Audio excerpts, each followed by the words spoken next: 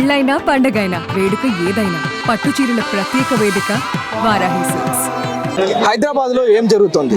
ఎక్కడ చూసినా జ్యోతి మల్హోత్రా ఒక యూట్యూబర్ పేరు ప్రధానంగా వినిపిస్తుంది. తను ఎక్కడ కాలు పెడితే అక్కడ ఉగ్ర జాడలు, ఉగ్ర నీడలు, ఉగ్ర దాడులు జరుగుతున్నాయి అనేది ఇప్పుడు ఓ పెద్ద చర్చగా జరుగుతుంది. ఎందుకంటే గత నెల 22న పెహల్గాం దాడి తర్వాత ఉగ్రవాదుల జాడలు కావచ్చు, ఉగ్రవాదుల అడుగులు కావచ్చు, ఎక్కడ పడినా పోలీసులు వెంటనే పట్టేస్తున్నారు. వారి యొక్క జాడలకు సంబంధించి ఆ నీడలు కూడా ఎక్కడ కనిపించకుండా వాళ్ళంతా క్షుణ్ణంగా పరిశీలించి వారందరినీ అటాక్ చేసే పనిలో పోలీసులు ఉన్నారు, నిఘా వర్గాలు ఉన్నాయి. కానీ ప్రస్తుతం హాట్ టాపిక్ ఇప్పుడు హైదరాబాదే కాదు, తెలంగాణ వ్యాప్తంగా, దేశవ్యాప్తంగా జ్యోతి మల్హోత్రా ఒక యూట్యూబర్ పేరు ప్రధానంగా వినిపిస్తుంది. అయితే తను ఎక్కడ కాలు పెడితే అక్కడ భస్మం అవుతుంది అని చెప్పి ఇప్పుడు వార్తలు చక్కర్లు కొడుతున్నాయి. అయితే దీనికి మన హైదరాబాద్కి ఏం సంబంధం?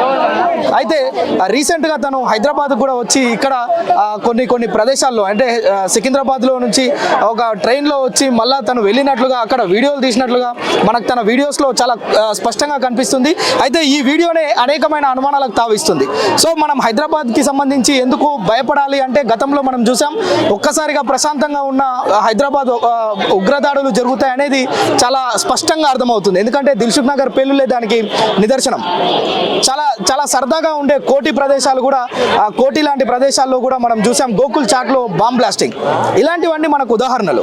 అంటే మనం హైదరాబాద్లో డేంజర్ జోన్లో లేం కదా అనుకోవచ్చు, కానీ 100% డేంజర్ జోన్లో ఉన్నామనేది చాలా స్పష్టంగా అర్థమవుతుంది. మొన్న పెహల్గాం దాడి తర్వాత కేంద్ర ప్రభుత్వం ఇచ్చిన ఏదైతే 22 రెడ్ జోన్ ఏరియాలు ఉన్నాయో వాటిల్లో హైదరాబాద్ కూడా ప్రధానంగా కనిపిస్తుంది. హైదరాబాద్, సికింద్రాబాద్ జంట నగరాలు మొత్తం కూడా. సో ప్రస్తుతం మనం చార్మినార్ దగ్గర ఉన్నాం, చూస్తున్నాం. ఇది ఒక పర్యాటక ప్రాంతం.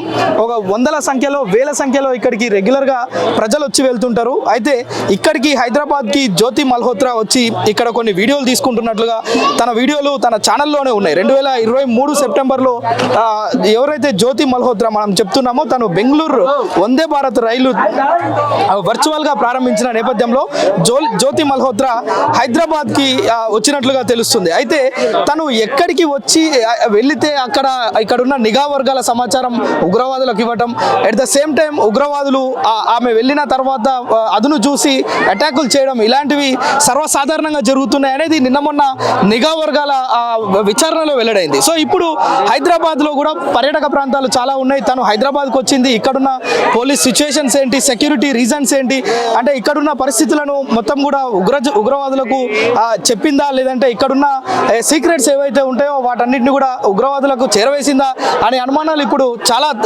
తావిస్తున్నాయి. అయితే దీనిపై ఇప్పుడు చాలా వీడియోలు, అదేవిధంగా పాకిస్తాన్ ఉగ్రవాదులతోటి సంబంధాలు ఉన్నాయన్న తర్వాత జ్యోతి మల్హోత్రాను అదుపులోకి తీసుకొని తను ఎక్కడెక్కడైతే ప్లాన్ చేసిందో వాటన్నిటిపైన విచారణ చేస్తున్నారు. చాలా క్లారిటీ వచ్చింది.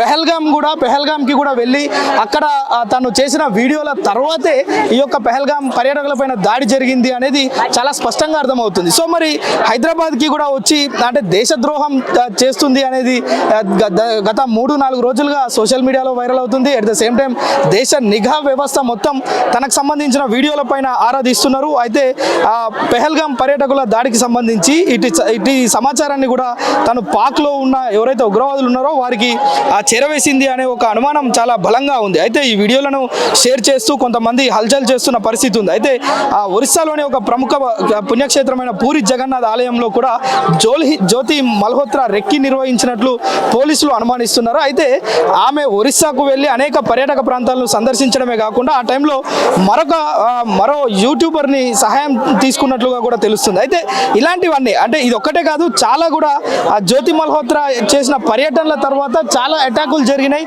సో ఇప్పుడు కూడా సికింద్రాబాద్కు తను వచ్చి వెళ్ళింది కనుక ఇక్కడ కూడా ఏమైనా ప్లాన్ చేశారేమో.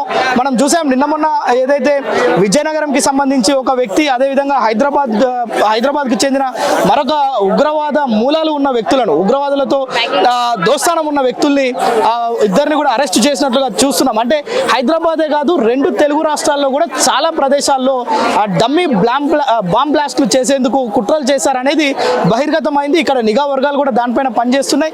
సో ఎట్టకేలకు జ్యోతి మల్హోత్రా అడుగుపెట్టిన ప్రతి దగ్గర కూడా ఇలాంటి ఉగ్రదాడులు అదేవిధంగా జరుగుతున్నాయనే అనుమానాలు బలమై ఉన్నప్పటికీ హైదరాబాద్లో కూడా వచ్చిన నేపథ్యంలో ఇక్కడ కూడా అలాంటి వాటికి ఏమైనా అటాక్స్కి ఏమైనా ఇలాంటి ప్లాన్స్ ఏమైనా చేశారా అనే దానిపైన చాలా లోతైన దర్యాప్తు చేస్తున్నారు. మరోవైపు ఇక్కడున్న నిఘా వర్గాలు మొత్తం కూడా చాలా అప్రమత్తంగా ఉన్నాయి. అయితే ఏ క్షణమైనా ఇక్కడ చాలా మంది ఉగ్రవాదులు నక్కి ఉన్నట్లుగా కూడా తెలుస్తుంది.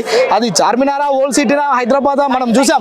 ఎవరికి అనుమానం రాని ఆ యొక్క విజయనగరానికి సంబంధించిన ఒక యువకుడిని పట్టుకోవడం, అక్కడ తను ఏదో ఒక సందర్భంలో పాకిస్తాన్కి వెళ్ళినప్పుడు అక్కడున్న ISIS తీవ్రవాదులతో ఫ్రెండ్షిప్ ఏర్పడడం, వాళ్ళ దగ్గర నుంచే ఏదైతే కావాల్సిన బాంబ్ బ్లాస్టింగ్ కావాల్సిన ఆ యొక్క వాటన్నిటిని కూడా సేకరించి మందుగుండ్లను సేకరించి దగ్గర పెట్టుకున్నట్లుగా వాటి నుంచి ఒక్కసారి ప్రజల్ని భయభ్రాంతులకు చేసే విధంగా కుట్రలు పండినట్లుగా అయితే మనకు స్పష్టంగా అర్థమవుతుంది. ఏది ఏమైనప్పటికీ కూడా జ్యోతి మల్హోత్రా యూట్యూబర్ వ్యవహారం ఇప్పుడు ప్రస్తుతం తెలుగు రాష్ట్రాలే కాదు దేశవ్యాప్తంగా కూడా ఒక సంచలనంగా మారాయి.